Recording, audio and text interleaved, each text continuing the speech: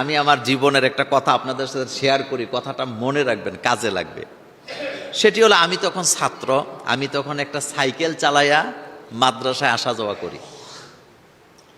তো কুমিল্লা জেলখানার একজন জেলার, তিনি জেলখানার একজন স্টাফকে দিয়ে খবর পাঠাইছে আমারে ওনার সাথে দেখা করার জন্য। তা আমি তো আর ওনার বাসা চিনি না, ওই লোক আমাকে নিয়ে গেছে ওনার বাসায়।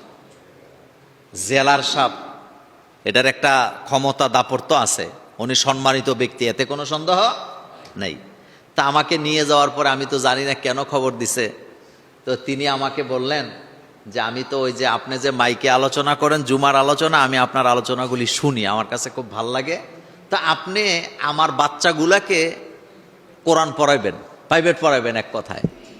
তাই আমি বললাম আপনার বাচ্চারা কি পড়ে? কয় কায়দা পড়ে। আপনাদের কি পড়ে? কায়দা। তা আমি বললাম যে স্যার, সম্মান দিয়ে বলছে, স্যার আপনি আমারে দিয়া বাচ্চা প্রাইভেট পড়াবেন, বেতন দিবেন কত? তো উনি আমার দিকে একটু মানে হতচকিতভাবে চাইলেন যে এটা কি কয়, মানে ওনার মাথায় এখন ঢুকছে আরবি পড়াইবো, বেতনটা বইলে নিতেছে কেন? তাই আমি বললাম স্যার আপনি বেতন আমাকে কত দিবেন? কয় কেন, আগের হুজুরকে তো 300 দিতাম, আপনাকে কত দিতে হবে? তা আমি ডাইরেক্ট বলছি আমাকে 3000 টাকা দিতে হবে। কত? ঘটনাটা সম্ভবত 99 বা 2000 সালের কথা। যে আমারে নিয়ে গেছিল আমাদের শফিক ভাই, উনি এখনো জীবিত আছে। কত চাইছি বলেন, আমার দিকে টাকা। তো তখনকার সময় কায়দা পড়ানোর জন্য 3000 টাকা সাউইন্না ক্ষমতা অত হুজুরদের নাই, এটার জন্য এটা সাহস লাগে, ওইটাও অনেকের কি নাই। উনি আমার দিকে তাকায় আসছে, টাকা এটা কি বললেন আপনি, 3000 টাকা দেওয়া লাগবে?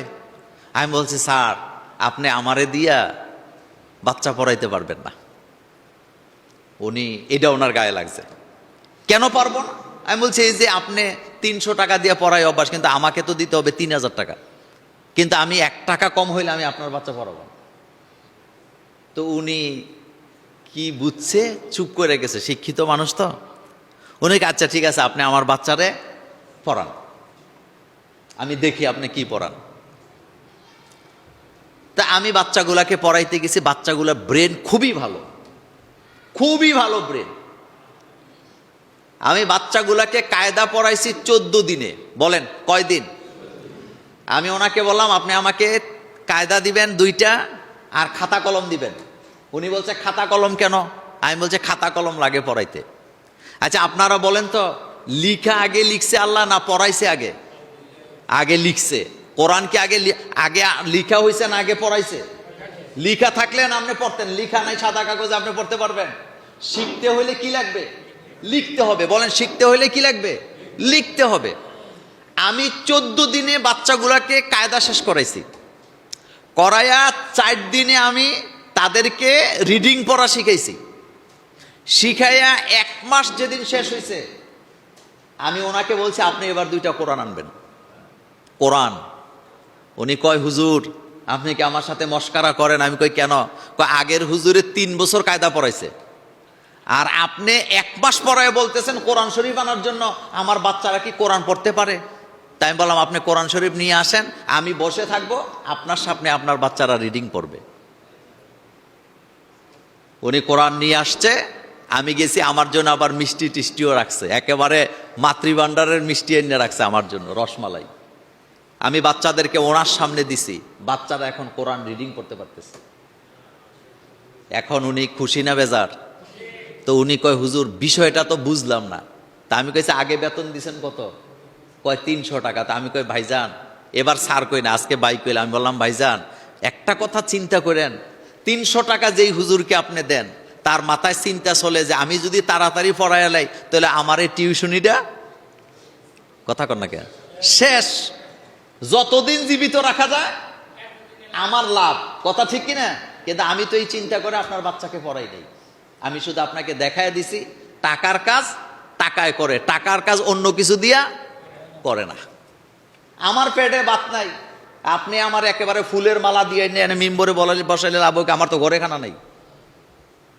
এজন্য ইসলাম, ইসলামী রাষ্ট্র ব্যবস্থায় ইমাম, খতিব, মুয়াজ্জিন সহ রাষ্ট্রের যত কর্মচারী আছে সবার বেতনের দায়িত্ব কার? রাষ্ট্রের। কার? যিনি খেলাফতের দায়িত্ব পালন করেন, যিনি প্রেসিডেন্ট হন, যিনি খলিফা হন, তার বেতন ভাতা এটা কোত্থেকে দেয়? রাষ্ট্র থেকে। যারা যেই কর্মচারীরা জাকাতের ফান্ড কালেকশন করে এবং এটা বিলি করে, ওই কর্মচারীদের বেতন কি আলাদা হয় না এই ফান্ড থেকেই হয়? এই ফান্ড থেকে হয়। তো কথাটা কষ্টের জ্বালায় বললাম, মক্তবে পড়ায় 6 মাসও বেতন দেয় না, 5 টাকা 10 টাকা বেতন। কিন্তু এই লোকটাই 30 টাকা দামের সিগারেট খায় দোকানে বসে বসে। এরকমের ভালো পাবলিক মুসলমান আমার সমাজে আসেনি? তো কোরআনটা শিখবো কিভাবে বলেন তো? এখানে তো আপনার কোনো বিনিয়োগ নাই। এরপরেও একদল আল্লাহর দায়ীরা খাইয়া না খাইয়া সবার বাচ্চাদেরকে কোরআন পড়াবার জন্য আপ্রাণ চেষ্টা করে নাকি করে না? কিন্তু এই জায়গায়ও বাধা, এই জায়গায়ও বাধা। মক্তবে যাওয়ার কথা সকালবেলা, কিন্তু সকালবেলা কিন্ডারগার্টেনে যাইতে অসুবিধা হয় না, মক্তবে আপনি ছাত্র পাবেন না। মসজিদ কমিটি বলে দেয়, হুজুর মক্তব সকালে হবে না, মক্তব হবে দুপুরে। আচ্ছা, আপনারা যারা মুরব্বী বসে আছেন, আপনারা ছোট বয়সে মক্তব কি দুপুরে দেখছেন না সকালে দেখছেন? তো এখন এটা দুপুরে নিছেন কেন? এই জন্যই তো পড়া হয় না। সকালবেলা মানুষের মাথা থাকে ঠান্ডা, বাচ্চাদের মাথা কি থাকে? ঠান্ডা থাকে। কোরআন পড়তে গেলে কি নাই? বাজেট নেই।